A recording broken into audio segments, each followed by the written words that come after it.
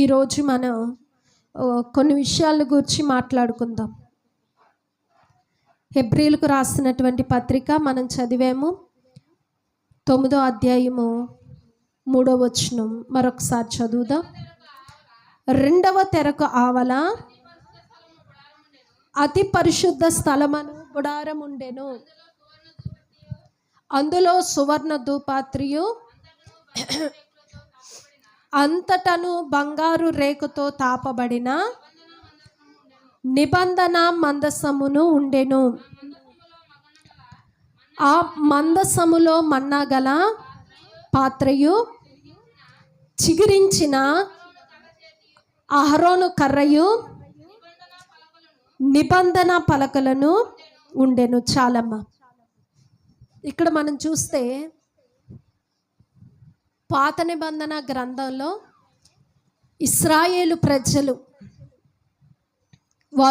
వారు ఏ విధంగా దేవునిని సేవించారు, ఏ విధంగా దేవునిని ఆరాధించారు. అరణ్యంలో వారు నడుస్తుండగా ప్రభు అయినటువంటి దేవుడు వారికి చూపించిన విధంగా వారు చేసినటువంటి కొన్ని వస్తువుల గురించి మనం మాట్లాడుకుందాం. ఇక్కడ మనం చూస్తే మొట్టమొదటిగా మనకి ఏం కనబడుతుందంటే, అంతటను బంగారు రేకులతో తాపబడిన నిబంధన మందసము ఉండెను. ఇశ్రాయేలు ప్రజలు అరణ్యంలో నడుస్తూ ఉండగా సీనాయి పర్వతం దగ్గరికి వచ్చేసరికి మహిమగల దేవుడు వారికి ప్రత్యక్షమై అంటాడు, మీరు నా కొరకు ఒక మందిరం, నాకంటూ ఒక ప్రత్యేకమైనటువంటి స్థానమును ఏర్పరచాలి, ప్రత్యక్షపు గుడారమును మీ మధ్య నిర్మించాలని ప్రభు అయినటువంటి దేవుడు వారితో మాట్లాడటం జరిగింది. దేవుడు ఏం కోరుకుంటున్నాడండి? ఆయనకు ఒక ప్రత్యేకమైనటువంటి స్థానం ఉండాలి. దాని పేరు ప్రత్యక్షపు గుడారం, అనగా దేవుడు ప్రత్యక్షమయ్యేటువంటి స్థలము నాకు మీరు నిర్మించాలి అని అడిగినప్పుడు, ఇప్పుడు మనకి దేవుడు మందిరాన్ని నిర్మించమంటే మనం ఇలాంటి కట్టడాలు కడతాం, కానీ ఇవి మనం ఎక్కడికి వెళ్తే అక్కడికి తీసుకెళ్ళగలమా అంటే ఈ మందిరాన్ని తీసుకెళ్లేటువంటి అవకాశం ఉండదు. మరి ఇశ్రాయేలు ప్రజలు ప్రభు వాగ్దానం చేస్తున్నటువంటి కానాను దేశానికి చేరటానికి వారు ప్రయాణంలో ఉన్నారు. మరి మందిరాన్ని కడితే వారితో ఎలా తీసుకుని వెళ్ళగలరంటే, ఈ సిమెంటు, ఇసుక, ఇనుము వాడకుండా వారికి దేవుడు చూపించినటువంటి విధానంలో వారు నిర్మించినటువంటి గుడారం, దేంతో దేవునికి ప్రత్యక్షపు గుడారాన్ని ఏర్పాటు చేశారంటే వస్త్రాలతో, దేనితోనండి? తెరలతోటి దేవునికి గుడారాన్ని ఏర్పాటు చేశారు. మనం ఆ యొక్క మాటలు మన సంఖ్యాకాండంలో మనం చూడగలుగుతాం. ఒకసారి మనం తీసుకుందాం. సంఖ్యాకాండం 20, నిర్గమకాండ 25వ అధ్యాయం తీసుకుందాం.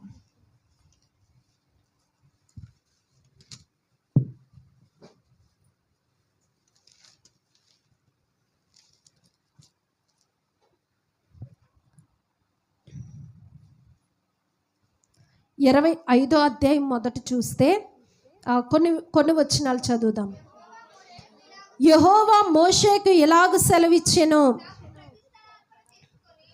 నాకు ప్రతిష్ఠిత అర్పణలను తీసుకొని. 26వ అధ్యాయం మొదటి వచనం చదువమ్మా. మరియు నీవు 10 తెరలతో ఒక మందిరమును చేయవలెను, నీల, ధూమ్ర, రక్తవర్ణములు గల పేనిన సన్నని నారతో వాటిని చిత్రకారుని పని అయిన కెరూబులు గల వాటినిగా చేయవలెను. ప్రతి తెర పొడుగు 28 మూరలు, ప్రతి తెర వెడల్పు 4 మూరలు. ఆ తెరలన్నిటికీ ఒకటే కొలత. చాలమ్మ. ఇక్కడ మనం చూస్తే దేని చేత ఇశ్రాయేలు ప్రజలు దేవునికి మందిరాన్ని ఏర్పాటు చేశారు? తెరలతోటి దేవునికి మందిరాన్ని ఏర్పాటు చేశారు. ఎంత పొడవు ఉండాలంటే అండి, ఒక్కొక్క తెర 28 మూరలు పొడవు ఉండాలంట, 4 మూరలు వెడల్పు కలిగినవై ఉండాలి. ఇప్పుడు షర్ట్ వేసుకుంటున్నాం, ఆ యొక్క షర్టు అది చక్కగా కలిసి విడిపోకుండా ఉండటం కోసం వాటికి బటన్స్ పెట్టుకోవటం జరుగుతుంది. అదేవిధంగా దేవుడు కూడా ఇక్కడ మనం చూస్తే ప్రియమైనటువంటి దేవుని జనాంగమా 6వ వచనాన్ని చదవండి. మరియు 50 బంగారు గుండీలను చేసి ఆ గుండీల చేత తెరలను ఒకదానితో ఒకటి కోర్పవలెను, అది ఒకటే మందిరమగును. హల్లెలూయా. ఇప్పుడు ప్రియమైనటువంటి దేవుని జనాంగమా, ఆ తెరలు ఒక మందిరముగా ఏర్పరచబడాలంటే వాటిని అతికించడం కోసం ఏం ఉపయోగించమని దేవుడు చెప్పాడండి? గుండీలు. అవి కూడా ఎలాంటి గుండీలు చేయాలంటండి? బంగారపు గుండీలు చేయాలట. నిజంగా ఇప్పుడు టెక్నాలజీ పెరిగి ఈ రోజుల్లో గుండీలు వచ్చినాయి అని మనం అనుకుంటున్నాం, కానీ ఆది కాలమనే అంత జ్ఞానము లేనటువంటి ఆది మానవుడికే దేవుడు ఏం చేశాడండి? గుండీలను ఎలా తయారు చేయాలో, వాటిని ఎలా ఉపయోగించాలో తెలియపరచడం జరిగింది. హల్లెలూయా. కాబట్టి దేవుడు మోషేకి ఇదిగో నా గుడారం ఎలా ఉండాలి అని సీనాయి పర్వతం మీద దేవుని యొక్క మందిరం నిర్మించటం, దానిలో ఉన్న వస్తువులు ఈ విధంగా చేయాలి అనే దానిని దేవుడు మోషేకి చూపించాడండి. అయ్యా నాకు చూపించా, సరే బాగుంది, మరి వీటన్నిటిని ఎవరు చేస్తారు? మందసం చేయాలంటున్నావు, సముఖపు రొట్టెల బల్ల చేయాలంటున్నావు, కరుణాపీఠం చేయాలంటున్నావు, కెరూబులు దానిలో ఉంచాలంటున్నావు. ఇవన్నీ కూడా చేయటానికి ఎవరు చేయగలరయ్యా? నేను చేయలేను కదా అంటే దేవుడు అంటాడు, నేను బెసలేలుకు దైవ జ్ఞానమును దేవుని ఆత్మనిచ్చి ఉన్నాను. అతడు దైవాత్మ చేత నింపబడి ఉన్నాడు కాబట్టి వీటన్నిటినీ కూడా అతడు చేయగలడు. హల్లెలూయా. ఏ వ్యక్తిని వాడుకున్నాడండి దేవుడు? బెసలేలు అనేటువంటి వ్యక్తిని దేవుడు వాడుకోవటం జరిగింది. దేవుడు మోషేకి చూపించినట్లుగా ఇదిగో అయ్యా పలానా విధంగా చేయాలి, ఈ విధంగా చేయాలంటే అతడు టకటకా చేసేసేవాడంట. ఎలా వచ్చినంత జ్ఞానం, ఈ యొక్క తలాంతు, టాలెంట్ ఎక్కడి నుండి వచ్చిందంటే దేవుని యొక్క ఆత్మ అతని మీద ఉందంటే అండి. హల్లెలూయా. కొంతమంది కొన్ని పనులు మంచి నైపుణ్యత కలిగి చేయగలరు, అవునా కాదండి? కొంతమంది చూస్తే మిషన్ చక్కగా కుట్టగలుగుతారు, బట్టలు కుట్టే తలాంతు ఉంటుంది. మరి కొంతమందికి వంటలు బాగా చేసే తలాంతు ఉంటుంది. కొంతమంది చక్కగా వచ్చిన బంధువులతో చక్కగా మాట్లాడి పరామర్శించి చక్కగా రిసీవ్ చేసుకునేటువంటి తలాంతు ఉంటుంది. అందరికీ ఒకటే ఉండాలని ఏమాత్రం కూడా లేదు. చాలామంది పిల్లల విషయంలో కూడా చాలా బాధపడుతూ ఉంటారు. వాళ్ళ పిల్లలు ఉన్నట్లుగా మా పిల్లలు లేరండి, వాళ్ళకిలాగా మా పిల్లలు మాట్లాడలేరు, ఆ పిల్లలకిలాగా మా పిల్లలు చదవలేరు, ఆ పిల్లలకిలాగా మా పిల్లలు లేరే అని చింతిస్తూ బాధపడుతూ ఉంటారు. కానీ ఎప్పుడూ కూడా ఎదుటి వారిని చూస్తే మనం సంతోషంగా ఉండలేమండి. కారులో వెళ్ళే వ్యక్తిని చూస్తే బండి మీద ఉన్న వ్యక్తికి సంతోషం ఉండదు. సైకిల్ మీద వచ్చేటువంటి వ్యక్తిని చూస్తే అతనికంటే నన్ను బెటరే, చక్కటి బండి ఉందని సంతృప్తి చెందగలుగుతాడు. ఎదుటి వారిని మనం అంతసేపు కూడా సంతోషము, సంతృప్తి అనేది ఉండదు. చిన్న బిల్డింగ్ కలిగినటువంటి వ్యక్తికి 4 అంతస్తుల బిల్డింగ్ కలిగిన వ్యక్తిని దాన్ని చూస్తూ ఉంటే అలాంటిది నాకు లేదే, అలాంటిది నాకు లేదే అంటే ఉన్న దానిలో సంతోషించలేడు అతడు. కానీ మనం ఏం కలిగి ఉన్నామో, దేవుడు మనకేమిచ్చాడో వాటిని బట్టి సంతృప్తి చెంది సంతోషించేవారు ఎప్పుడూ సంతోషంగా ఉంటారు, ప్రభువుని మహిమపరచగలరు. హల్లెలూయా. హల్లెలూయా. ఇప్పుడు మనం చూస్తే ఎవరి చేత దేవుడు తన పనిని జరిగించుకోవటానికి జ్ఞానాత్మని ఎవరికి ఇచ్చాడండి? బెసలేలుకి ఇచ్చాడు. ఇప్పుడు చూస్తే మొదట దేవునికి మందిరం ఏ విధంగా ఇశ్రాయేలీలు ఏర్పాటు చేశారు? తెరల చేత మందిరాన్ని ఏర్పాటు చేశారు. అయితే ఆ మందిరం లోపల కొన్ని వస్తువులు ఉంచాల్సి వచ్చింది. ఒక మందసం అక్కడ ఉంది అని మనం చూసాం. ఏం పెట్టారమ్మా? ఈ యొక్క మందసాల్లో ఏమేమి ఉన్నాయని విన్నామండి? మన్నా గల గిన్నె, అహరోను చిగురించినటువంటి కర్ర, 10 ఆజ్ఞల పలకలు. ఇప్పుడు ఆలోచన చేస్తే ఈ మందసాన్ని దేంతో చేశారు అంటే తుమ్మకర్రతో చేయటం జరిగింది. దేంతో చేశారండి? తుమ్మకర్రతో చేయటం జరిగింది. దానికి బంగారపు రేకు లోపలను బయటను ఒక ప్రశస్తమైనదిగా మహిమగలదిగా కనబడులాగున బంగారపు రేకును పొదిగించారట. ఈ మందసములో ఉంచినటువంటి వస్తువుల గురించి మనం ఆలోచన చేస్తే మన్నా కలిగినటువంటి గిన్నె, ఇశ్రాయేలు ప్రజలు అరణ్యంలో నడుస్తూ ఉండగా ఐగుప్తు నుండి వచ్చిన 2 నెలల 15 దినాలకి వారు తీసుకొచ్చినటువంటి ఆహారం అంతా అయిపోయిందండి. ఎన్ని నెలలకండి? 2 నెలల 15 రోజులకి వారు తీసుకొచ్చినటువంటి ఆహారం అంతా అయిపోయినప్పుడు వీరు ఏం చేస్తున్నారంటే సనగటం, గొనగటం, మోషే మీద తిరుగుబాటు చేయటం. మేము ఐగుప్తులో ఉన్నప్పుడు మాంసం వండుకుని కొండల దగ్గర కూర్చుని తినేవారం, కానీ ఇక్కడ మాకు తినటానికి ఏం లేదంటున్నారండి.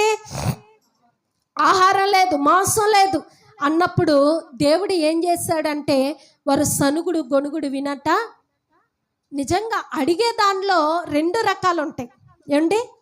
ఒకలా అడిగితే దయ పుడుతుంది, మరొకలాగా అడిగితే కోపం వస్తుంది. ఇప్పుడు పిల్లల తల్లిదండ్రులకి ఏమైనా కొనిమ్మని అడిగేటప్పుడు కొంతమంది కొన్ని విధాలుగా అడుగుతుంటారు. ఎందుకేవో మరి ఎందుకు కన్నా నన్ను ఏమా డిమాండ్ చేసి ఎంత టార్చర్ పెడతారంటే తల్లిదండ్రులు నిజంగా ఎందుకు కన్నానరా బాబు నిజంగా వీడిని అన్నట్టుగా స్త్రీలు కానివ్వండి పురుషులు కానివ్వండి అంటే తిరుగుబాటు స్వభావంతో డిమాండ్ చేస్తారు. కొంతమంది పిల్లలైతే ప్లీజ్ అమ్మా, ప్లీజ్ నాన్న, నాకు కొనిపెట్టు, నాకు అవసరాన్ని బ్రతిమాలుకుంటారు. ఆ విధంగా అడిగినప్పుడు ఏం చేయాలనిపిస్తుందండి? ఇవ్వాలనిపిస్తుంది. ఇచ్చేటప్పుడు సంతోషంగా ఇవ్వాలనిపిస్తుంది. కానీ ఇశ్రాయేలు ప్రజలు ఎట్లా అడుగుతున్నారో తెలుసండి. ఎందుకు ఇవ్వవు, మాకు ఇక్కడ ఆహారం లేదు, చంపటానికి తీసుకొచ్చావా అని ఎంత భయంకరంగా తిరుగుబాటు చేస్తున్నారంటే దేవుని కనికరము పొందుకోవాల్సిన దానికి ప్రతిగా దేవుని కోపం వారి మీదకి దిగొచ్చేట్టుకున్నారు. మనం కూడా ప్రార్థనలో డిమాండ్ చేస్తున్నట్లుగా ఉండకూడదండి. శంకరు ఎలా ప్రార్థన చేస్తున్నాడండి? తన్ను తాను తగ్గించుకొని బ్రతిమాలుకుంటున్నాడు. అయ్యా పాపినైనా నన్ను కరుణించు అని బ్రతిమాలుకుంటున్నాడు. ఆ ప్రార్థన దేవునికి సంతోషం. హల్లెలూయా.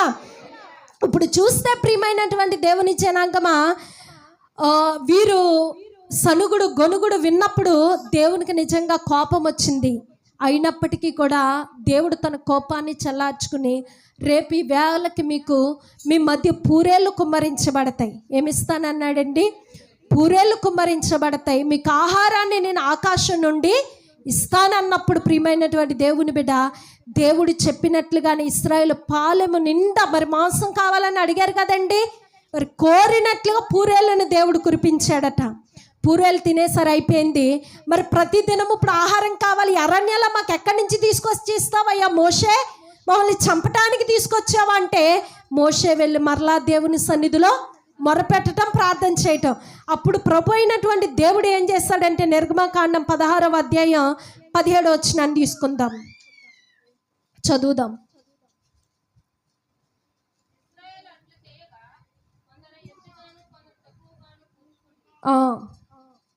చదువమ్మా. ఇక్కడ 13వ వచనం నుండి చదువుదాం. కాగా సాయంకాలమున పూరేడులు వచ్చి వారి పాలెమును కప్పెను, ఉదయమున మంచు వారి పాలెము చుట్టూ పడి ఉండెను. పడిన మంచు ఎగిరిపోయిన తరువాత నూగు మంచు వలె సన్నని కణములు అరణ్యపు భూమి మీద కనబడెను.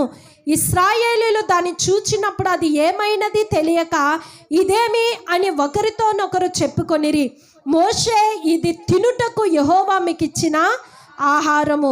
యెహోవా ఆజ్ఞాపించినదేమనగా ప్రతి వాడు తన వారి భోజనమునకు ప్రతి వాడు తన కుటుంబములో తనకు ఒక్కొక్క ఒమేరు చొప్పున దానిని కూర్చుకొనవలెను. హల్లెలూయా. ఇక్కడ చూస్తే ఇశ్రాయేలీయులు దేవునికి ఆహారం అడిగినప్పుడు అరణ్యములో మన పితరుల్ని దేవుడు ఎలా పోషించాడంటే దేవదూతలు తినేటువంటి ఆహారాన్ని దేవుడు వారికి ఇచ్చాడంటండి. అది జబ్బు లేనటువంటి ఆహారం, అనారోగ్యం లేనటువంటి ఆహారం, నిజంగా ఎముకలకు బలము, నరాలకి శక్తినిచ్చేటువంటి ఆహారం. అయితే ముందుగా ఇశ్రాయేలీయుల యొక్క పాలెము చుట్టూ మంచు కురిసేదంటండి. ఆ మంచు ఎగిరిపోయిన తర్వాత సన్న కణముల వలె మన్నా కురిసేదట. ఇశ్రాయేలు ప్రజలు చూసి మరి అంతకు మునుపు వారికి తెలియదు కనుక ఇదేమి అని అడిగినప్పుడు మీకు దేవుడు ఇచ్చినటువంటి ఆహారం కాబట్టి దీనిని కూర్చుకొని తినండి, రేపటికి మాత్రం దాన్ని మీరు ఉంచుకోవద్దు. ఉంచుకుంటే ఏమవుతుందంటండి, పురుగు పట్టి కంపు కొడుతుంది. కాబట్టి దాన్ని మీరు ఉంచుకోవద్దు. ఈ దినముకు మీకు ఎంత కావాలో అంత మాత్రమే కూర్చుకోండి అని చెప్పినప్పుడు వారిలో కొంతమంది చెప్పింది చెప్పినట్లుగా చేసేవారు, కొద్దిమంది అయితే చెప్పిన దానికి విరోధంగా చేసేవారు కూడా ఉంటారు ఖచ్చితంగా. నాన్న ఆ పిల్లల్ని కొంచెం క్రమపరచు. ఇప్పుడు చూస్తే ప్రియమైనటువంటి దేవుని జనాంగమా, రేపటికి ఉంచుకోవద్దు అన్నప్పటికీ కొంతమంది దాన్ని దాచుకుంటే అది పురుగు పట్టి కంపు కొట్టిందంట. అప్పటి నుంచి వారు ఏం చేసేవారంటే ఏ దినముకి ఎంత కావాలో అంతే కూర్చుకునేవారట. ఎక్కువగా కూర్చుకున్న వారికి ఎక్కువ కాలేదట, తక్కువగా కూర్చున్న వారికి తక్కువ కానే కాల. అక్కడ మరొక అద్భుతం ఏంటంటే, మీకు విశ్రాంతి దినమున మాత్రం మన్నా కురవదు. కాబట్టి ఆ విశ్రాంతి దినానికి ముందు రోజే, వారికి విశ్రాంతి దినం ఏ రోజు అండి? శనివారం. శనివారం మన్నా కురవదు కాబట్టి శుక్రవారమే రేపటికి కావలసిన దాన్ని కూడా మీరు పోగు చేసుకుని దాచిపెట్టుకోవాలి. అది పురుగు పట్టదు, కంపు కొట్టదని చెప్తే వారిలో కొంతమంది ఏం చేశారంటే కూర్చుకున్నారు. శనివారం కూడా మాకు దొరుకుతుందేమో అనట వారు వెతికి తిరిగి వచ్చారు. ఎక్కడ వారికి మన్నా అనేది కనిపించలేదు. ఇక్కడ ఇశ్రాయేలు ప్రజలు, ప్రియమైనటువంటి దేవుని జనాంగమా, తిన్నటువంటి ఆహారం ఏంటి అంటే మన్నా. ఇప్పుడు ఈ మందసములో ఏమున్నాయండి? 3 చూసాం మనం. 3 వస్తువులు ఉన్నాయి. ఒకటి మన్నాతో నింపబడినటువంటి గిన్నె, అనగా బంగారపు పాత్రతో మన్నా నింపి ఆ మందసంలో పెట్టడం జరిగింది. ఇప్పుడు ఇశ్రాయేలు ప్రజల అరణ్యంలో ఆహారం కావాలి ప్రభు అడిగినప్పుడు దేవుడు వారికి ఇచ్చినటువంటి ఆహారం. హల్లెలూయా. నిజంగా ఆలోచిస్తే మనం పండించుకుని వండుకుని తింటే కానీ మన కడుపు నింపబడట్లేదు, అవును కదండి? కానీ ఇశ్రాయేలు ప్రజలు 40 సంవత్సరాల అరణ్యంలో నడిచినప్పుడు వారు పండించలేదు, వండలేదు, కష్టపడలేదు. కానీ దేవుడు వారికి ఉచితంగానే, ఎలాగండి, చక్కగా కష్టపడకుండా దేవుడు ఏ రోజు కావలసినటువంటి ఆహారం ఆ రోజు ఇచ్చి వారిని పోషిస్తూ వచ్చాడు. హల్లెలూయా. ఇది ఎంత గొప్ప అద్భుతమండి నిజంగా. నీతిమంతులను ఆయన ఆకలి కొననీయుడని సామెతల గ్రంథం 10వ అధ్యాయం 3వ వచనంలో వ్రాయబడింది. ఈ విధంగా మనం చూస్తే దేవుడు వండకుండా ఎవరెవరు కడుపు నింపాడని చూస్తే మరొక వ్యక్తి ఏలియాను కూడా మనం చూడగలం. ఏలియాని పోషించినటువంటి విధానం మరి ఒక ప్రత్యేకమైనదిగా కనబడుతుంది. ఎందుకంటే పట్టుకుపోవటమే తెలుసు కానీ పెట్టడం తెలియనటువంటి కాకుల చేత ఏలియా ఆకలిని దేవుడు తీర్చాడు. మరొకసారి ఒక దిన ఆహారం చేత 40 రాత్రులు 40 పగల్లో ఏలియా నడిచాడంటే, ఒక దినాన్నే తిన్నాడు ఆహారం. కానీ ఎన్ని దినాలు నడవటానికి దేవుడు శక్తినిచ్చాడండి? 40 రాత్రులు 40 పగళ్ళు విరామం లేకుండా నడిచాడట. దేవుడు పెట్టేటువంటి ఆహారంలో అంత గొప్ప శక్తి బలం ఉంది. హల్లెలూయా. ఇప్పుడు మనం చూస్తే మందసములో ఉన్నటువంటి మరొకటి ఏంటి అంటే అహరోను చిగురించినటువంటి కర్ర. సంఖ్యాకాండం 17వ అధ్యాయం 1 వచనాలు చదువుకుందాం.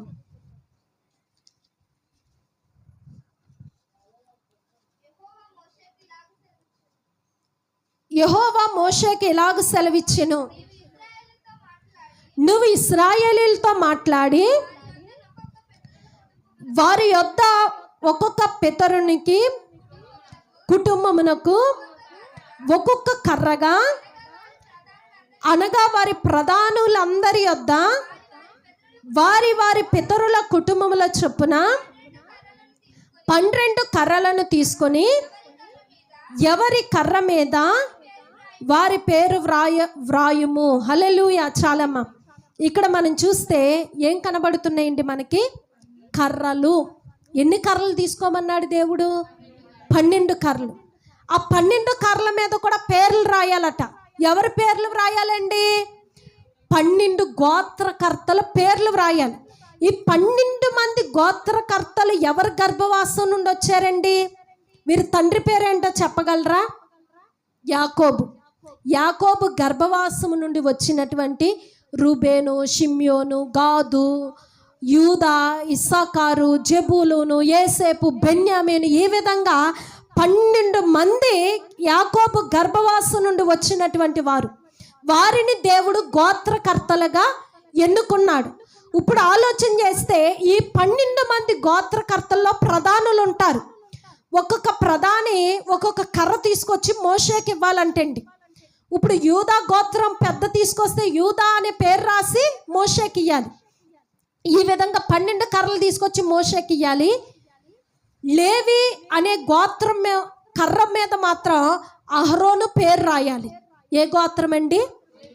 యాజకుల గోత్రం. ఏ గోత్రం అండి? పాత నిబంధనలో లేవి గోత్రములో నుండి యాజకులు రావటం జరిగింది. ఈ లేవి అనే గోత్రం కర్ర మీద అహరోన్ అనే పేరు రాసి ఈ 12 కర్రలు కూడా నా సముఖం ఎదుట నాకు గుడారముగా ఏర్పాటు చేసిన మందిరములో ఉంచాలి, నా శాసనముల ఎదుట వాటిని పెట్టాలి అన్నప్పుడు మోషే దేవుడు చెప్పినట్లుగా చేశాడండి. ఎందుకు ఈ విధంగా చేయటానికి కారణం అంటే, ఈ ఇశ్రాయేలీలు అక్కడ దేవుడు ఒక మాట అనటం జరిగింది. 4వ వచనం చదువుదామా? నేను మిమ్మును కలుసుకొను ప్రత్యక్షపు గుడారములోను శాసనముల ఎదుట వాటిని ఉంచవలెను. అప్పుడు నేను ఎవనిని ఏర్పరుచుకొందును, వాని కర్ర చిగురించును. ఇశ్రాయేలీలు మీకు విరోధముగా సనుగుచుండు, సనుగులు నాకు వినబడకుండా మాన్పివేయుదును. కాబట్టి మోషే ఇశ్రాయేలీలతో చెప్పగా వారి ప్రధానులందరూ తమ తమ పితరుల కుటుంబంలో ఒక్కొక్క ప్రధానికి ఒక్కొక్క కర్ర చొప్పున 12 కర్రలను అతనికి ఇచ్చిరి. హల్లెలూయా. ఇక్కడ ఒక్క మాట చూస్తే ఇశ్రాయేలీలు 5వ వచనం, ఇశ్రాయేలీలు మీకు విరోధముగా సనుగుచుండు, సనుగులు నాకు వినపడకుండా మాన్పివేయుదును. దేవుడికి అసహ్యమైంది ఏంటి అంటే సనగటం. ఏంటండి? సనగటం, గొనగటం అంటే దేవునికి ఇష్టం ఉండదు. 1 కొరింథీ పత్రిక 10వ అధ్యాయం 10వ వచనంలో వ్రాయబడింది, వారు సనిగి సంహారకుని చేత నశించిరి అని వ్రాయబడింది. ఎవరిని దేవుడు సంహారకునికి అప్పగించేశాడంటే, దేవుడు కొన్నిసార్లు కొంతమందిని భరించలేక అప్పగించేశాడు. వ్యభిచారం చేసే వాళ్ళని, సనిగే వారిని, శోధించేటువంటి వారిని దేవుడు మరణానికి అప్పగించేశాడు. వారిలో ఒకంతు సనిగే వారిని కూడా సంహారకునికి అప్పగించేశాడంటే, ఇక్కడ కూడా ఇశ్రాయేలీలు ఎలా ఉన్నారంటే సనుగుతూ గొనుగుతున్నారు. ఎందుకు ఇక్కడ ఉన్నటువంటి సనుగుడు? ఎందుకంటే ఆహారం లేదని సనిగారు, నీళ్లు లేవని సనిగారు, దేవుడు ఇచ్చాడు. ఇప్పుడు ఎందుకు సనుగుతున్నారయ్యా అంటే, మోషే అన్నయ్య అయినటువంటి అహరోన్ని యాజకుడిగా నిలబెట్టాడు మోషే. ఎవరండి? అహరోను. మోషే అన్నగారు ఆయన. అంటే సేవకుడిని చేశాడు, పాస్టర్ని చేశాడు. కాబట్టి వీరు అంటున్నారు, అదిగో వాళ్ళ అన్నయ్య కాబట్టి అతన్ని సేవకుడిగా చేశాడు, ఆయన మాట మేము వినాలట, ఆయన మాత్రమే దేవుని మందిరంలో సేవ చేయాలట అని భయంకరంగా సనుగుతున్నారంటండి. కానీ మోషే తనంతట తాను ఏది చేయలేదు. ఏంటి? ఏది తనంతట తాను చేయలే. దేవుడు ఏది చెప్తే అదే చేశాడు, కానీ తనకి ఇష్టం వచ్చినట్లుగా ఏది చేయలే. కానీ ప్రజలు అనుకుంటున్నారు ఇతడు కావాలనే చేస్తున్నాడు, అలా ఇలా, ఇది తమ స్వచిత్తం అని సనుగుతున్నారు, గొనుగుతున్నారు. అది భరించలేక వీరు, నేను అహరోనుని ఎన్నుకుని ఏర్పరచుకున్నాను, నేనే అతన్ని సేవకుడుగా యాజకుడుగా ప్రతిష్ఠించానని వీరు తెలుసుకోవాలి. వీరు తెలుసుకోవాలంటే ఒక కార్యం జరగాలి. అది అసాధారణమైనటువంటి కార్యం అయి ఉండాలి. ఈ ప్రజల నోటితో వీరే నిజంగా అహరోనుని సేవకుడిగా దేవుడే ఎన్నుకున్నాడని వీరు నోటితో వీరే ఒప్పుకోవాలి. కాబట్టి 12 గోత్రాల్లో నుండి 12 కర్రలు తీసుకొచ్చి నా సముఖం ఎదుట పెట్టు, ఒక కర్ర మీద మాత్రం అహరోన్ అనేటువంటి పేరు వ్రాయంటే తీసుకుని వెళ్ళి ఆ శాసనాలు ఉన్నటువంటి చోట 12 కర్రలు పెట్టి వెళ్ళిపోయారు. ఉదయాన్నే వచ్చి చూస్తే ఏ కర్ర మీద అయితే అహరోను అనేటువంటి పేరు వ్రాయబడిందో ఆ కర్ర ఏం చేయబడిందో తెలుసండి. ఇక్కడ మనం చదువుదాం. మరునాడు మోషే 8వ వచనమండి, 17వ అధ్యాయం 8వ వచనం, సంఖ్యాకాండం. మరునాడు మోషే సాక్ష్యపు గుడారములోనికి వెళ్ళి చూడగా లేవి కుటుంబముదైన అహరోను కర్ర చిగిర్చి ఉండెను. అది చిగిర్చి పువ్వులు పూసి బాదము పండ్లు గలదాయిన. హల్లెలూయా. పెన్నున్న వారు చక్కగా అండర్లైన్ చేసుకోండి. ఇప్పుడు ఏమైందండి? చిగురించిన కర్ర అహరోను పెట్ల. ఎండిన కర్రలనే పెట్టాడు మోషే అక్కడ. కానీ ఉదయం అయ్యేసరికి ఏమైందంటే అహరోను అనేటువంటి పేరు కలిగినటువంటి కర్రట చిగురించి పువ్వులు పూసి బాదము కాయలు కాసిందంటండి. హల్లెలూయా! రాత్రికి రాత్రే కార్యం జరిగింది. అది అసాధారణమైన కార్యమా కాదండి, కానీ దేవుడు ఏం చేశాడు, దాన్ని సుసాధ్యం చేశాడు. ఈ కార్యంతో వారు సనుగుడు గొనుగుడంతా నేను మాన్పివేస్తానన్నాడు. ఇప్పుడు ఎవరైనా అన్నయ్య కాబట్టి అతన్ని సేవకుని చేశాడు, వాళ్ళ చుట్టాలు కాబట్టి అతన్ని నిలబెట్టారు అని అనే అవకాశం ఉంటుందంటారా? లేదు. ఎందుకంటే వీరందరూ నిజంగా దేవుడే అహరోనుని సేవకుడిగా చేశాడు. లేకపోతే రాత్రికి రాత్రి చిగురించి పువ్వులు పూసి బాదముల కాయలు కాయించడం మోసే వల్ల అవుతుందంటారా? దేవుడు చేసినటువంటి కార్యం ఆ ప్రజలు తెలుసుకోవటం కోసం ఈ విధంగా చేయటం జరిగింది. హల్లెలూయా! ఇప్పుడు యొక్క మందసంలో పెట్టబడినటువంటి 3 వస్తువులు ఏంటండి? 1 మన్నా గల గిన్నె, బంగారపు గిన్నె. 2 అహరోను చిగురించినటువంటి కర్ర. నేను ఎక్కువ ఈ మాట ప్రార్థనలో పెడతా ఉంటాను. ప్రభు, అహరోను కర్ర చిగురింప చేస్తున్నట్లుగా మా జీవితాలు కూడా చిగురింప చేయండి అని ప్రార్థన చేస్తూ ఉంటాం. ఇప్పుడు మీకు ఎవరైనా అహరోను కర్ర చిగురించడం ఏంటండి, దాని గురించి కొంచెం మాకు చెప్పండి, వివరించండి అంటే, నాకు తెలిసి ఇప్పుడు వరకు మీకు తెలియదు అనుకుంటే ఈ విషయం. తెలుసు అంటారా? తెలీదు. కానీ ఈరోజే తెలుసుకున్నారు కాబట్టి ఇప్పుడు మీరు ధైర్యంగా చెప్పగలరు ఎవరికైనా. హల్లెలూయా! కాబట్టి నేనే అహరోన్ని యాజకుడిగా ఎన్నుకున్నాను, అతన్ని నేను ప్రతిష్ఠించుకున్నాను, అతన్ని నేను కోరుకున్నాను. మోషే అతన్ని నిలబెట్టడం కాదు, నేను అతన్ని నిలబెట్టానని దేవుడు రూఢిగా ఇశ్రాయేలు ప్రజల కన్నుల ఎదుట తెలియపరచడం జరిగింది. 3వ విషయానికి వస్తే, మందసంలో పెట్టినటువంటి 3 వస్తువుల్లో 2టిని గూర్చి మనం వివరించుకున్నాం. ఇప్పుడు ఒక విషయాన్ని చెప్పి నేను ముందుకు వెళ్ళిపోతా. దేవుని మందిరంలో యాజకత్వం చేయటానికి వెళ్ళినప్పుడు వీలైతే వచ్చే వారం దాని గురించి మాట్లాడుకుందాం. ఎందుకంటే టైం తక్కువగా ఉంది కాబట్టి 3వది చెప్పి మనం ముగించుకుందాం. 3వదిగా ఏమున్నాయి ఈ మందసంలో అంటే చెప్పండి. 10 ఆజ్ఞలు కలిగినటువంటి పలకలు. మనం నిర్గమకాండ 20వ అధ్యాయానికి వస్తే అక్కడ మనం చూడగలం. నిర్గమకాండ 20వ అధ్యాయం. దేవుడి ఆజ్ఞలన్నీ వివరించి చెప్పెను, మీ దేవుడైన యెహోవాను నేనే దాసుల గృహమైన ఐగుప్తీయుల దేశములో నుండి వెలుపలికి రప్పించి తిని. చాలమ్మా. ఇక్కడ చూస్తే ఇశ్రాయేలు ప్రజలకి దేవుడు ఏమిచ్చాడు అంటే ఆజ్ఞలు ఇచ్చాడండి. ఏమిచ్చాడండి? మనం 10 ఆజ్ఞలు ఇవ్వటం మనం చూస్తున్నాం. ఇవి ఎక్కడ దేవుడు వారికి ఇచ్చాడు అంటే సీనాయి పర్వతం మీద. ఎవరికి ఇచ్చాడండి? మోషేకి ఇవ్వటం జరిగింది. ఈ 10 ఆజ్ఞలు ఇవ్వటానికి ముందు ప్రభు అయినటువంటి దేవుడు ఇశ్రాయేలీలకి తన్ను తాను బయలుపరుచుకున్నాడు. ఏం చేశాడండి? ఏ విధంగా బయలుపరుచుకున్నాడంటే ఈ 19వ అధ్యాయం 10వ వచనం చదువుదామా? యెహోవా మోషేతో, నీవు ప్రజల యొద్దకు వెళ్ళి నేడును రేపును వారిని పరిశుద్ధపరచుము, వారు తమ బట్టలు ఉతుకుకొని 3వ నాటికి సిద్ధముగా నుండవలెను. 3వ నాడు యెహోవా ప్రజలందరి కన్నుల ఎదుట సీనాయి పర్వతము మీదకి దిగివచ్చును. హల్లెలూయా! నేను మీ మధ్యకి దిగి వస్తాను అనగా సీనాయి కొండ మీదకి నేను దిగొస్తాను. కాబట్టి మీరు ఎలా ఉండాలి? మిమ్మును మీరు పరిశుద్ధపరుచుకుని మీ బట్టలు ఉతుక్కుని సిద్ధపడి ఉండాలి. ఏ పురుషుడు స్త్రీని 3 దినాలు చేరకూడదు. మిమ్మల్ని మీరు పరిశుద్ధంగా కాపాడుకోండి. ఎందుకంటే నేను మీ మధ్యకి దిగిరాబోతున్నాను. నా స్వరాన్ని మీరు వినబోతున్నారు, నా ప్రభావాన్ని మీరు చూడబోతున్నారు, నా శక్తిని మీరు చూడబోతున్నారని ఇశ్రాయేలు ప్రజలతో చెప్పటం జరిగింది.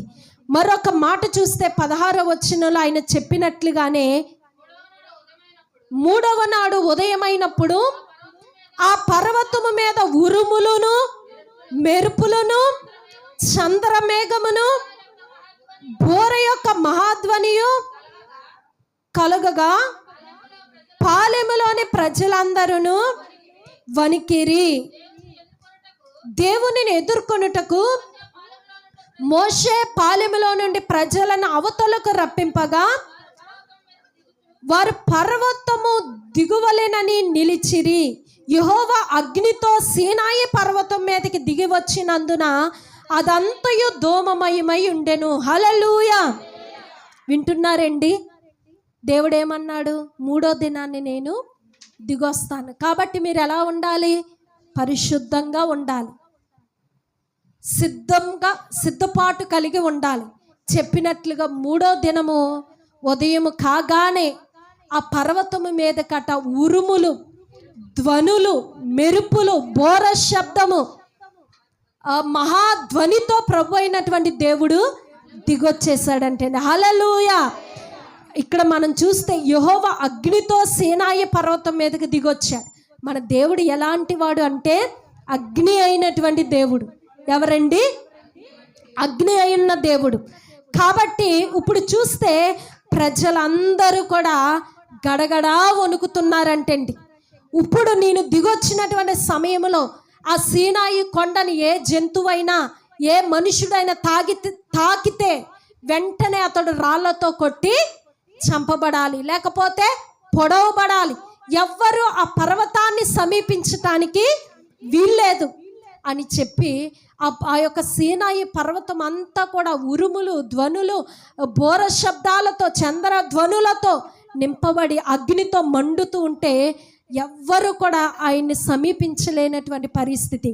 కానీ ఆ సమయంలో అంటాడు, మోషే నువ్వు నా యొద్దకు ఎక్కిరా, నా ఈ పర్వతపు కొనకి ఎక్కిరా అన్నప్పుడు మోషే మాత్రము చక్కగా దేవుని యొక్క సన్నిధికి, అనగా ఆ పర్వతము కొనకి ఎక్కి వెళ్ళాడండి. హల్లెలూయా, హల్లెలూయా. ఇప్పుడు ఆలోచన చేస్తే ప్రియమైనటువంటి దేవుని జనాంగమా, ఇక్కడ ఒక మాట వ్రాయబడింది. 19వ వచనాన్ని చూడగలం. 19వ అధ్యాయము 19వ వచనం. నీవు మాతో మాట్లాడుము. 20వ అధ్యాయము 19వ వచనం. నీవు మాతో మాట్లాడుము, మేము విందుము. దేవుడు మాతో మాట్లాడిన ఎడల మేము చనిపోదుము. అందుకు మోషే, భయపడకుడి, మిమ్మును పరీక్షించుటకును మీరు పాపము చేయకుండానట్లు ఆయన భయము మీకు కలుగునట్లును దేవుడు వేంచేసనని ప్రజలతో చెప్పాను. హల్లెలూయా. ఇక్కడ ప్రజలు అంటున్నారు, మోషే ఆయన మాతో మాట్లాడితే మేము బ్రతకమయ్యా, చచ్చిపోతాం, మేము ఆయన స్వరం వినలేకపోతున్నాం, భయము వణుకు మాకు పట్టుకుంది, కాబట్టి నువ్వు దేవునితో మాట్లాడే ఆ మాట మాకు తెలియపరచు తప్ప మేము దేవుని స్వరము వినలేం అంటే మోషే అంటున్నాడు, భయపడకుడి, మీరు సేవిస్తున్నటువంటి దేవుడు ఎంత గొప్పవాడో, ఎంత శక్తిమంతుడో మీరు తెలుసుకుని ఆయన యందు భయభక్తులు నిలుపునట్లు ఆయన ప్రభావముతో మీ మధ్యకి వేంచేసి ఉన్నాడు, దిగివచ్చి ఉన్నాడు. అంతేగాని మిమ్మల్ని చంపటానికైనా దిగిరాలేదనేసి ఇశ్రాయేలు ప్రజలతో చెప్పటం జరిగింది. ఇప్పుడు మనం చూస్తే ఈ మందసంలో ఉన్నటువంటి 3 వస్తువులు ఏవి అనేవి దేవుడు మనతో మాట్లాడాడు. ఒకటి మన్నా గల గిన్నె, రెండవది అహరోను చిగిరించిన కర్ర, మూడవది 10 ఆజ్ఞలు పలకలు. ఈ 10 ఆజ్ఞలు ఏంటంటే, మొట్టమొదటి ఆజ్ఞ ఏంటండి? నీ దేవుడైన యెహోవాను నేను తప్ప వేరొక దేవుడు మీకు ఉండకూడదు. రెండవ ఆజ్ఞ, పైన ఆకాశం అందే కానీ, క్రింద భూమి అందే కానీ, భూమి క్రింద నేల అందే కానీ దేని రూపమును మీరు చేసుకొనకూడదు, దేనికి సాగిలపడకూడదు, వాటిని నమస్కరింపకూడదు. మూడవ ఆజ్ఞ, నీ దేవుడైన యెహోవా నామమును వ్యర్థముగా ఉచ్చరింపకూడదు. 4 చూసి కాపీలు కొట్టేస్తున్నారు, మంచిది.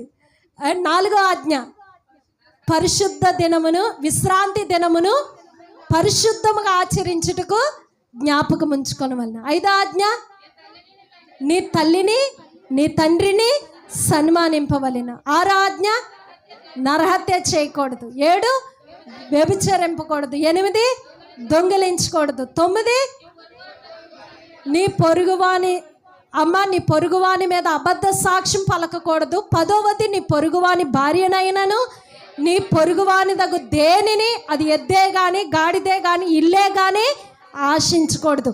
ఈ ఆజ్ఞలతో పాటు ఈ నిర్గమకాండ 20వ అధ్యాయం చదివితే మీకు ఇంకా చాలా ఆజ్ఞలు కనబడతాయి. ఈ నిర్గమకాండలు ఇంకా ముందుకు వెళ్తూ ఉంటే చాలా ఆజ్ఞలు కనబడతా ఉంటాయి. ఈ విధంగా దేవుడు ఇశ్రాయేలు ప్రజలకు ఏమిచ్చాడమ్మా? 10 ఆజ్ఞలు కట్టడలు దేవుడు వారికి ఇచ్చి, మీరు నేను ఖచ్చితంగా మీరు పాటించాలి.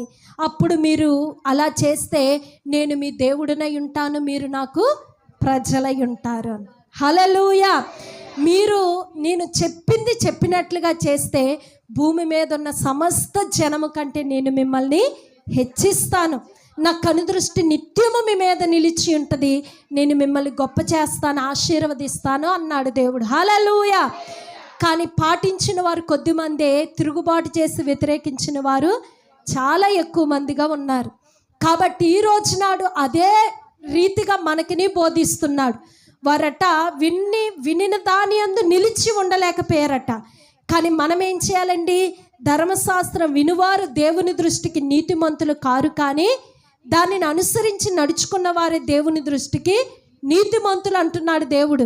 ఆయన చెప్పినట్లుగా మనం చేస్తే ఖచ్చితంగా దేవుడు మనల్ని కూడా మోషేని దీవించినట్లుగా మనల్ని కూడా దీవించగలిగిన దేవుడు. యేసేపుని హెచ్చించినట్లుగా మనల్ని కూడా హెచ్చించగలిగినటువంటి దేవుడై ఉన్నాడు.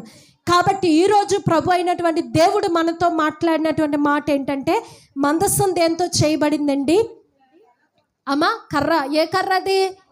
తుమ్మ కర్రతో చేయబడి దానికి ఏం పొదిగింపబడిందండి? బంగారపు జవను పొడిగింపబడింది. దాని లోపల ఈ 3 అనగా మన్నాగల బంగారపు పాత్ర, రెండవది అహరోను చిగురించిన కర్ర, 10 ఆజ్ఞలు పలకలు దానిలో ఉంచబడ్డాయి. దేవుని చిత్తమైతే తర్వాత దినాల్లో ఈ మందస్సములో ఉన్న ప్రభావము ఎంత గొప్పదో మనం వివరించుకుందాం. హల్లెలూయా. కాబట్టి దేవుడు ఈ మాటలు మన హృదయములో ముద్రించును గాక. ఆమేన్. కళ్ళు మూసుకుందాం, చిన్న ప్రార్థన చేసుకుందాం. మహాపరిశుద్ధుడా, నీకు వందనాలు, స్తుతులు, స్తోత్రాలు చెల్లిస్తున్నాను రాజా.